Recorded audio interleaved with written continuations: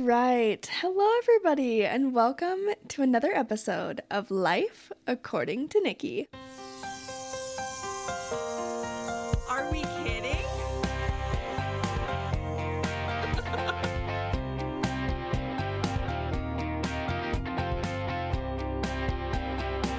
Oh my gosh, I love that.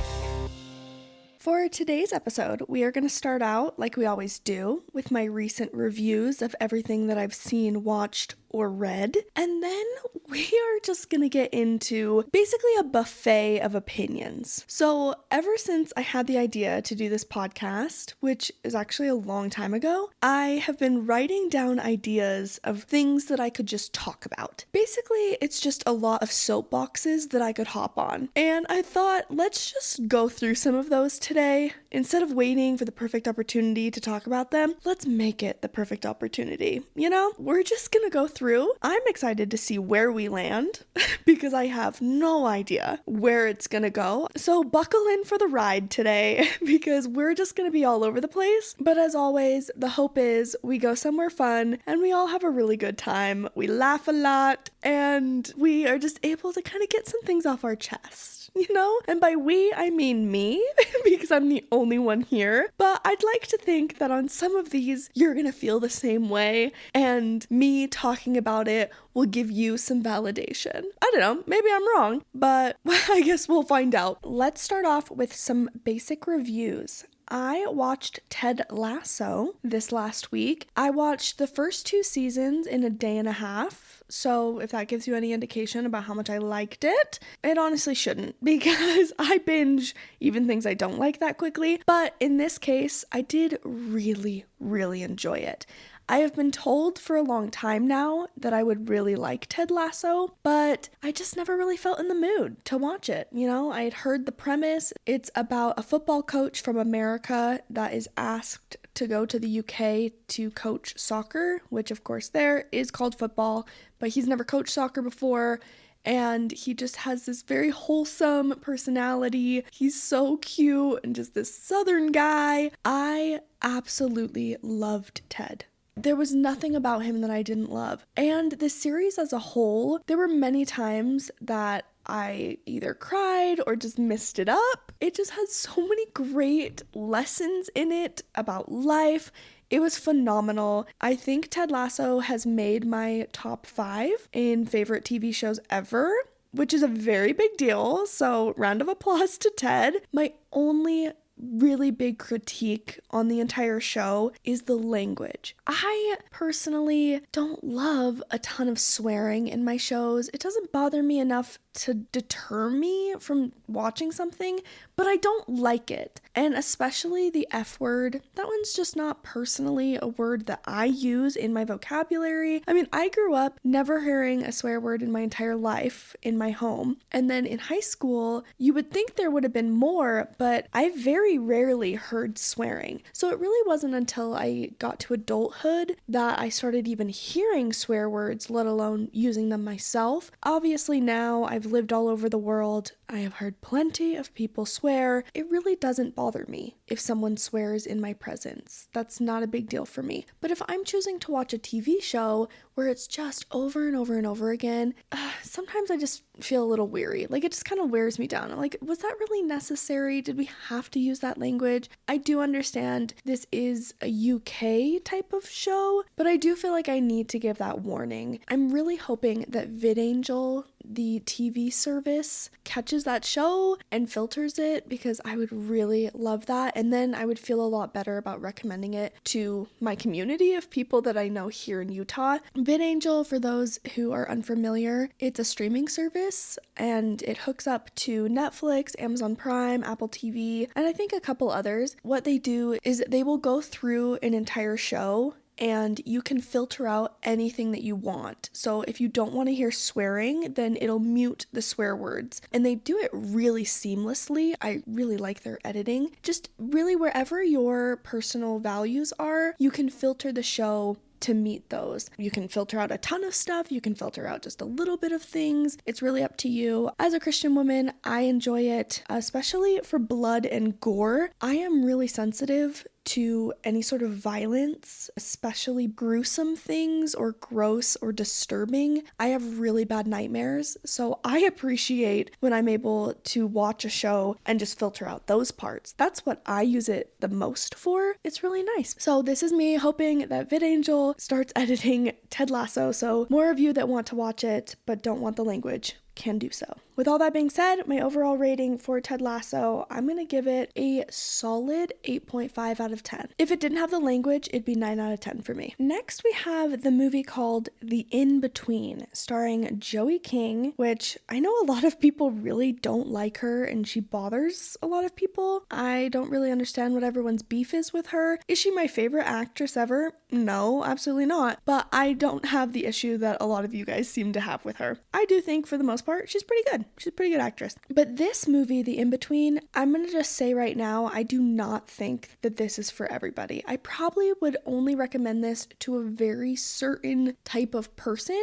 If you're really into films and having a conversation about movies afterwards and you want to watch something that makes you feel something, then I would absolutely put this on your list. If you don't think that you fall into any of those categories and when you turn on a movie you just want to be entertained, have a good time, I think you should pass on The In-Between. The reason I liked it so much is because I feel like it showed grief in a more realistic way than most films. Something that frustrates me personally is when a show or a movie has someone that passes away and then you have the characters that are left behind and they're sad for, I don't know, like an episode or maybe 10 minutes of the movie and then we move on, which I get it. If you're not a grief type of movie, then you kind of have to show that things bounce back quick. But as someone who lost two of her best friends in a car accident, I guess I'm a little bit more sensitive now when I see grief depicted and it's so short and you seem to move on or move forward so quickly. And that just was not my experience. And when I watch a film, I really appreciate if they're able to show a little bit more depth to somebody's grief after losing a loved one. For that reason, I really did like this movie. I also enjoyed the music and the lighting being different when it was showing her current sadness to her flashbacks with her previous happiness.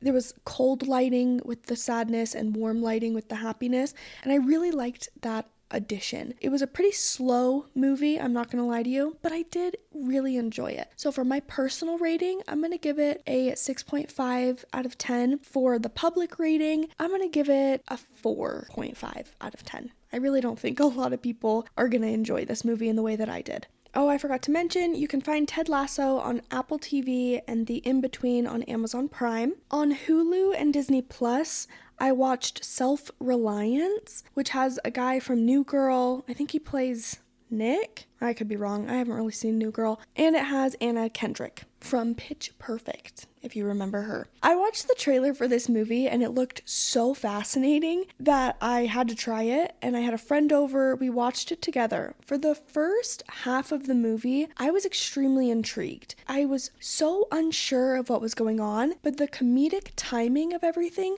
was spot on. I was laughing out loud, I was really enjoying myself, and I was just curious how it was all gonna work out. The last third of the movie was pretty slow, and then the very last part of the movie, I'm talking last 20 minutes, ruined the entire film for both me and my friend. When the movie finished, we were sitting there in the dark with only the credits on the screen in silence because we both couldn't believe what we had just watched and how terrible of an ending it was. To describe the ending, my friend Jamie, I think, put it best. She said that it felt like they were making this movie and then all of a sudden they got a call that they no longer had a budget to make it, and so they just had to wrap it up in like a day. And that's exactly how it felt. It made no sense. The ending was so stupid that it made the entire movie not worth watching literally at all. So I do not recommend. Please don't watch Self-Reliance. All of the funny, redeeming parts in the beginning and somewhat in the middle were not enough to make me say, it has a crappy ending, but still watch it. No. Save yourself the 91 minutes that me and my friend Jamie can never get back. Public rating, I'm going to give it 4 out of 10. Personal rating, it's going to be a 2 out of 10. This week I also watched a DVD, no streaming platforms for this one, called Raising Helen. It's an old classic with Kate Hudson and John Corbett. Kate Hudson is of course from How to Lose a Guy in 10 Days, and John is from My Big Fat Greek Wedding, if you are familiar with either of those films. It was fantastic. I really liked it. I laughed a lot. It was very cute. I had a great time. I was with my friend Taylor and we watched it together because it's one of her favorite movies. And this is 2 for 2 for Taylor. She has shown me this one and The Holiday. They were both great. The Holiday actually is one of my now favorite holiday movies for Christmas. So shout out to Taylor, you did a great job. I am going to say my personal and public rating for Raising Helen are both going to be a 7 out of 10. Solid movie, highly recommend.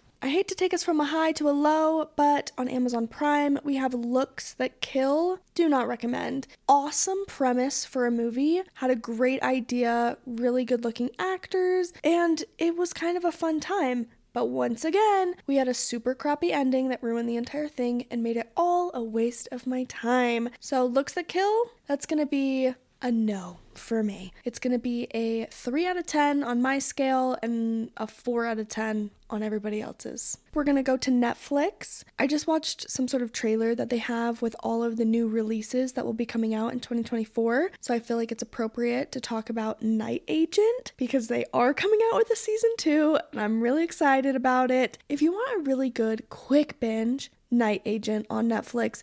It's a good time. He is good looking, but I like that the main character isn't like too hot. You know, he seems like a down-to-earth, everyday type of guy. And then when he has, his secret agent gear on, he's just way hotter. And I really enjoyed the whole thing. I watched it in one solid night when I was living in Switzerland. I haven't watched it since, but I can almost guarantee that I will go back and rewatch it before the second season comes out. And I recommend that you do the same. Let's do one more platform in case you don't have any of those. Let's go to HBO Max, which is now just Max, apparently. I watched David Holmes' The Boy Who Lived. It is a documentary about the stunt double for Harry Potter. When he was filming the 7th movie, part 1, he did a stunt and it snapped his neck, and so he is now a quadriplegic, and it's just about kind of his resilience. It is so good. I cried quite a bit watching it. He just seems like such a good guy, and I really enjoyed hearing about his story. I really enjoy hearing about the behind the scenes people, and it's kind of crazy to me that this is such a tragic story that happened and a lot of people don't know about it, because obviously we don't really talk about that when it comes to the Harry Potter series.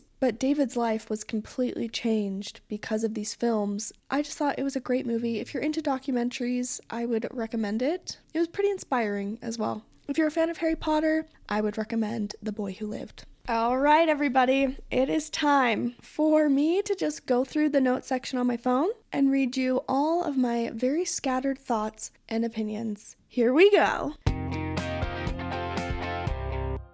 Time and True at Walmart, the clothing brand, is a 10 out of 10. I have always been a Walmart girl. I am not a Target girl. We should make that very clear. I personally will avoid going to Target at all costs because I don't fit in with the vibes at Target. I know that this is going to be so controversial because I live in Utah freaking County, so of course everyone here is a Target girl. And this is nothing against any of you that shop at Target. I just was never raised on a Target. I was raised on a Walmart, and I just like the humility that Walmart brings, Like, Walmart knows exactly what it is. It's so straightforward. It's not trying to pretend to be something great. You don't have to be anybody special to walk into a Walmart. Whereas I feel like you do have to have a certain type of look in order to enter a Target, and I don't like the discrimination that I feel.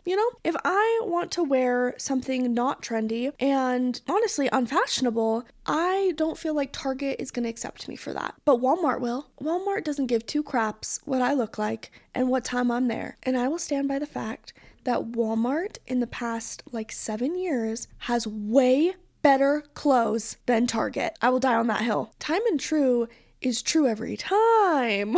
Okay? I get so many of my clothes from Walmart now. I'm not much of a shopper myself. I'm the type of person that has 14 of the exact same dress. That's not a lie. That's not an exaggeration. If I like something, I'm going to get it in every color and every pattern, because why fix what ain't broke? Granted, I have no personal style, but she's practical, ladies and gentlemen. You can bet your butt if you've seen me in a dress and you think to yourself, that looks kind of familiar. It is. It is familiar. You've seen all of its sisters.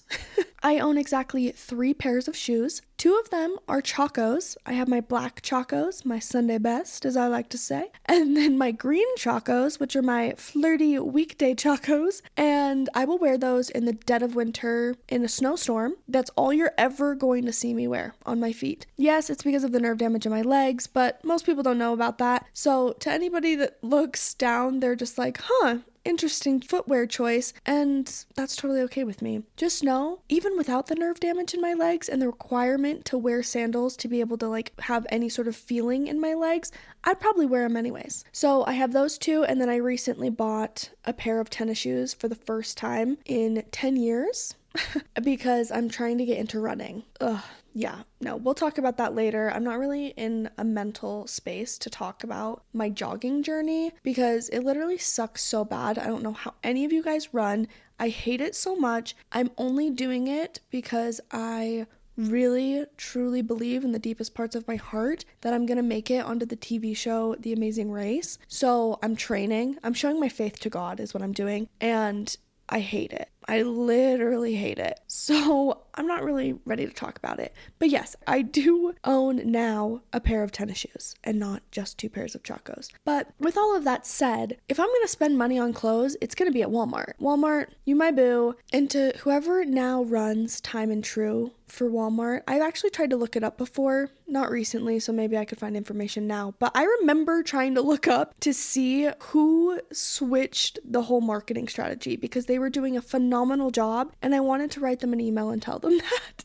Fun fact about me is I will message companies all the time and I'll just tell them what I think about them. Normally it's only the ones that I feel positively about. If I have some constructive criticism for someone that I genuinely feel like will help their business, then sure, I'll send that email. But most of the time, 99% of the time, I will just message companies to tell them how much they mean to me. And I tried to do that for Time and True because I was really appreciating what they were putting out and I wanted them to feel recognized, seen, heard by the public, by their customers.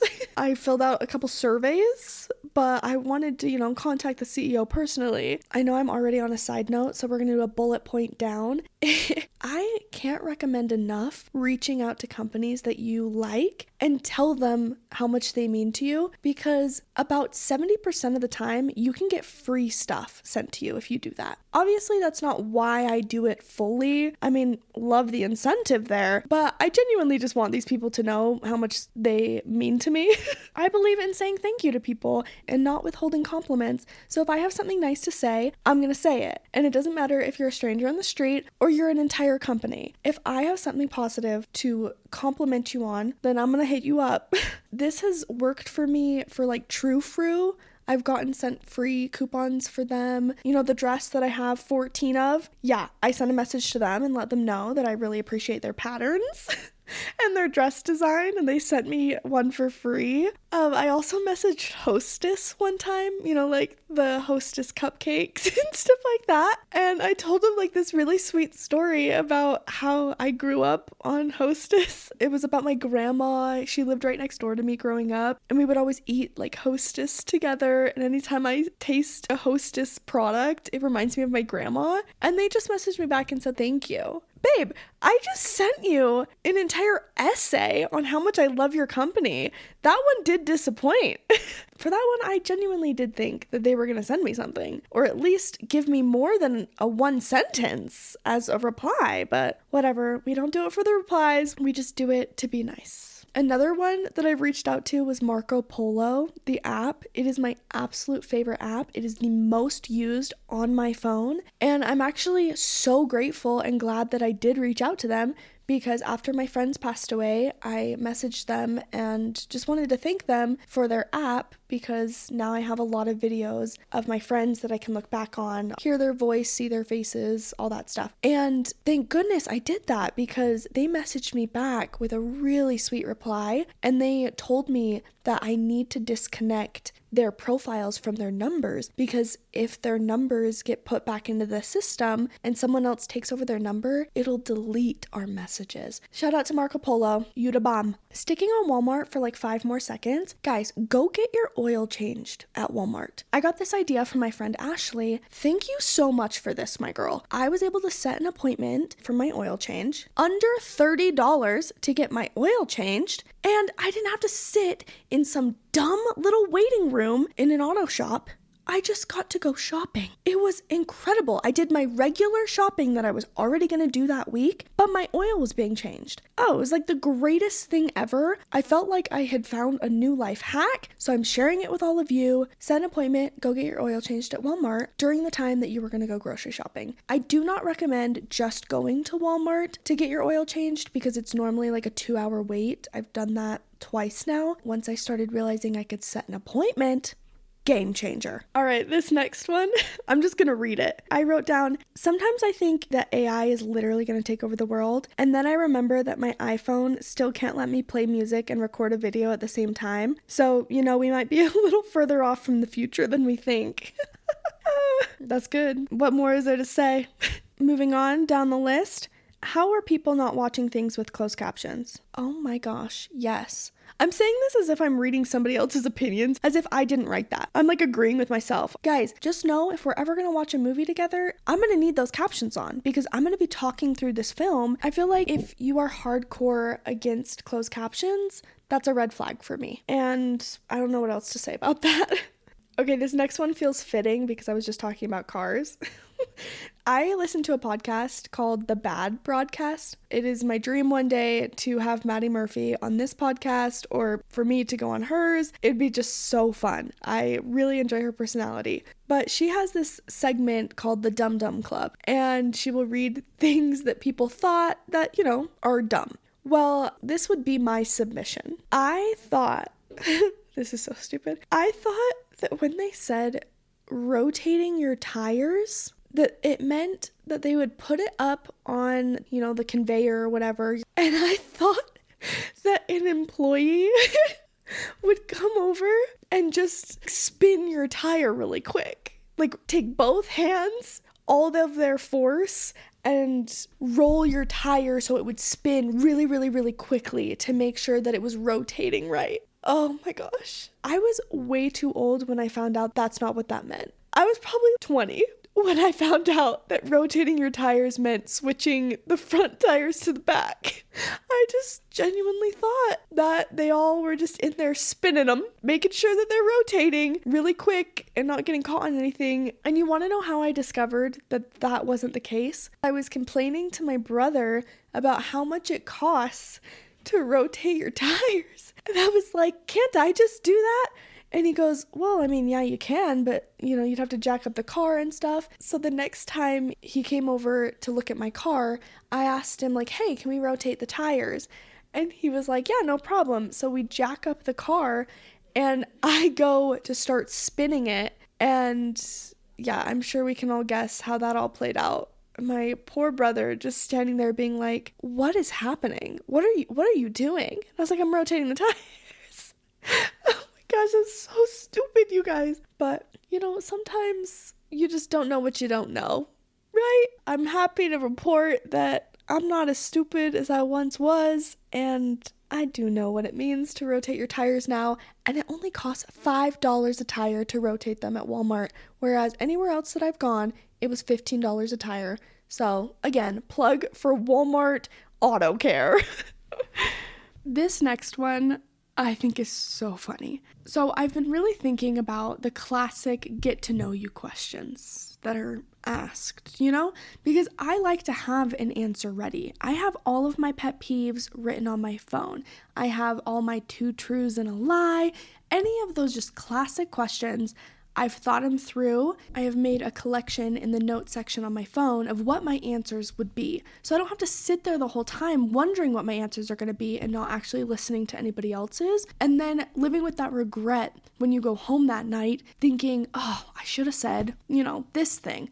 No, I have it all ready to go. So if you ask me one of the basic get to know you questions, give me 2 seconds to pull it up on my phone, and then we can have a conversation about it. The most recent one that I was thinking about is the age-old question, if you could have dinner with someone dead or alive, who would you choose? Tough question, right? Like, so much pressure. It especially depends on who's asking the question too. What's my context? Is this a religious answer that we're going for? Or are we going for more realistic? What type of scenario? What kind of dinner? Where are we eating? There's a lot of questions that I have as a rebuttal to the original prompt. But if we're just taking it as, if you can have dinner with anyone dead or alive, who would it be? I've decided what my answer will be. First off, it's not going to be one person. It's going to be a lot of people. I don't care.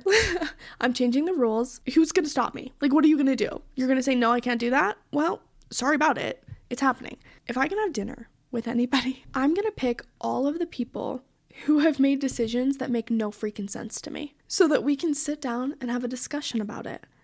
Stick with me here. I would just really love to pick their brain and know what they were thinking. I don't think we're going to come to any conclusion, but I think I might find more peace if we had a talk. So on that list of people that I would invite to this dinner would be whoever was the first person to show a design of a sink where the bowl is huge and long and deep, so it's like very far set back. Then you have the spout or the faucet, and it doesn't go deep enough into the bowl. The water stream is just barely past the back edge of the bowl. Are you picturing this? The auto sensor is up so high that in order to get the water to turn on, you just end up leaning super far over this wide bowl to splash all of your water onto the back counter because the bowl itself is not catching any of it. Do you guys know what I'm talking about? I wish I could have a visual. This keeps me up at night. The fact that this was not only invented, but is still being used today. In the Salt Lake City airport, they spent, I think it was like over $1 billion or something that I heard on the extension of the new part of the airport that takes like 3 miles to walk to. All of those bathrooms have these sinks. So all day long, these poor airport bathroom cleaners have to go in and wipe down the counters every 5 seconds because these big freaking bowls don't catch any of the water from anybody washing their hands because they are designed in such a stupid way. Yeah. You get first seat at the table, my boy. What were you thinking? And right next to him can be the person that also approved that those sinks go in the bathrooms because he's also at fault, for sure. Not just the designer, it's everyone who endorsed the design. So we're going to talk it out. And I'm going to need you to admit that it was the stupidest thing that you did. Also at the table is going to be whoever designed the current apartment buildings that I live in. These are newer apartment buildings built in the last couple years, and the lettering system and the numbering system on the buildings makes literally no freaking sense. And then every driveway has this ginormous like lip to it, so you level out your car every time you're trying to park in your driveway. I don't want to give away too many details because I don't want to really reveal where I live, but just know, everyone who does know me and we live in the same place, it pisses me off every day. And I would invite them to this dinner. We're going to talk it out, and I need to know why they made these choices. You need to give me a really sound explanation because I think I'm gonna lose my mind if I go one more day without knowing. Next at the table is gonna be people who put stickers on glass or silverware so that when you buy them, you have to peel it off and then it never peels off right. So then you end up just having, this half a sticker on your fork or the bottom of your glass. Why? Why are we doing this? No. Seat at the table, explain yourself. Oh, it's so stupid. Or what about that blue putty? What, am I gonna have to go buy Gooby Gone every time I want to buy one of your products? No, this was stupid, and you need to be accountable for your actions. The long tags inside of bras. Sit your butt down. Why are there 15 of them? Why are they so itchy? Why did you put it on this teeny tiny thin little strap on my back where I can't reach it? Yeah, that seat right there, it's for you. I think we're going to have the main table with these kind of people, and then we're going to have a side table because there's so many of them in this category. It's going to be like the kids table, but we're going to call it the rebranding table. Seated there will be orange juice, mac and cheese, Minute Maid fruit juice is also there. Oh, their rebrand just so freaking ugly with this crayon blue and this dark packaging. No, I really liked your water with the fruit splashing before. If you're gonna do a rebrand, people, make it better than the original. All of these companies had logos and they paid millions upon millions of dollars to change them to be something so ugly. Intermountain Healthcare, what in the world is that logo? It looks like freaking kindergarten clip art. This pink and purple cursive lowercase I, millions of dollars was spent on that. Millions of dollars that could have been spent on saving people's lives. This is a hospital we're talking about, and that's what you spent your money on? Was this rebrand that has no connection to medical care at all and is so freaking ugly? I can't. You can sit next to orange juice, okay? Orange juice, if you guys don't know the drama, they paid millions of dollars to rebrand, and then everyone hated their rebrand so much that they stopped buying the product that they had to go back to their original design and spend millions of dollars more to undo what they did. Orange juice is going to be the keynote speaker at that table, and I'm going to come over and check in and see if we can all admit that what they did was as wrong as orange juice. And you know what? Maybe we'll invite every company that's thinking about doing a rebrand as well. They can do a breakout room in the back. We're going to let orange juice take the floor, and hopefully we can avoid any further incidents. As we already talked about, mac and cheese, you can look up their old one versus their new one. Their new one is so boring and lame. And PetSmart. You went from something really cute to this bland white and brown? No, stupid. I'm not even an animal fan, and I still see what you did is wrong. Guys, let's just make this into an inside joke. All right, when I start off saying I have someone new to add to the table, this is the table I'm talking about. I'm talking about the dinner table of people dead or alive who made decisions that I don't understand. That's who I'm inviting. Honestly, no one is safe from an invitation. All right? If you do something so stupid, I'm going to need you there. I just need to know what your thinking was, because maybe I'm wrong. I'm totally willing to admit that. There's clearly things that I don't know that led to those decisions. I am really just trying to have a little bit more compassion for all of these people, and I think the only way to get that is understanding, hearing their side of the story, if you will, and see if I would have come to the same stupid conclusion that they did, having the same information that they did. I think we could get there. But just know in the future, when I say I'm adding someone to the table, that's the table I'm referring to. All right, here are my final 3 sentences that I think will just round us out for the pod today. Facebook Marketplace has forgotten it's a garage sale. Have you been on Facebook Marketplace lately? Everyone is over here selling their used items for more than what I can get it for on Amazon. I am all about reduce, reuse, recycle, but not when you're charging $30 more than a new product that I could buy. I'm so sorry, that's just not enough of an incentive for me to drive 30 minutes to your house to figure out some sort of vehicle to pick this thing up in when I have an alternative option of Amazon dropping it to my door for less. Facebook Marketplace, I think you've forgotten who you are and what value you actually have, and I'm gonna need you to lower that price.